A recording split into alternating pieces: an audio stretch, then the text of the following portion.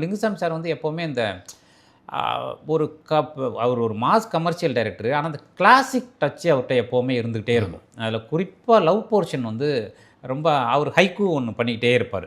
So அதனால் பையால் வந்து நிறைய அந்த மாதிரி மொமெண்ட்ஸு உங்களுக்கு கிரியேட் ஆகுது. அதேமாதிரி டைலாக்ஸ் வந்து அவர் ரொம்ப டைலாகுக்கு முக்கியத்துவம் கொடுப்பார். குட்டி குட்டியான விஷயங்களை வந்து டைலாகில் வச்சுக்கிட்டே போவார். அது பையாலையும் பார்த்தீங்கன்னா அங்கங்கே அது இருந்துக்கிட்டே நிறைய அது வந்து டிஸ்கஷன் பேசுவோம் இல்லையா, டிஸ்கஷன் பேசும்போதே யாராவது ஒருத்தவங்க ஒரு டைலாக் அந்த மாதிரி சொன்னாங்கன்னா டக்குன்னு அவர் அதை எடுத்துட்டு அதை அழகாக அவரே பட்டை தீட்டிடுவார். அந்த மாதிரியான ஒரு விஷயம் வந்து தொடர்ந்து நடக்கும். அப்படி தான் பையா ஒரு ட்ராவல் கதைன்னு ஆரம்பித்து சொல்லி அதை வந்து லிங்குசாமி சார்ட்ட நான் பார்த்து ரொம்ப வியந்த விஷயம் என்னென்னா, அவர் ஒரு லைன் சொல்லுவார். கூப்பிட்டு அசிஸ்டன்ஸை கூப்பிடுவார்.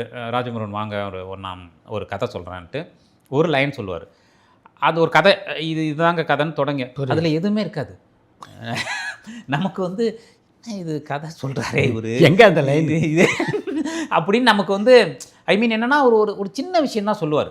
இப்போ பையான்னா ஒரு பொண்ணு ஸ்டேஷனுக்குள்ளேருந்து வேகமாக வருதுங்க, வந்து கேபில் ஏறுது.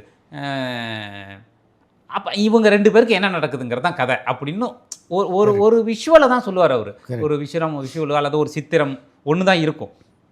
அப்போ நமக்கு புரியாது, இது எப்படி கதையாகும், இதில் என்ன, இது எப்படி இருக்குன்னு நம்ம சொல்கிறது, நல்லா இருக்குன்னு சொல்கிறதா நல்லா இல்லைன்னு சொல்கிறதா, அந்த மாதிரி கன்ஃபியூஷன்லாம் ஆரம்பத்தில் வரும்.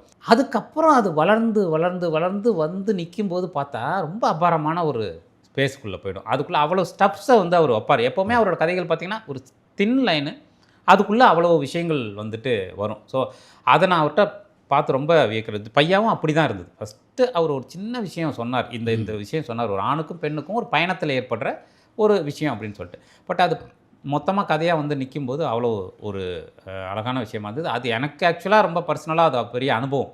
ஒரு ஸ்கிரிப்ட் எப்படி உருவாகுது அப்படிங்கிறது.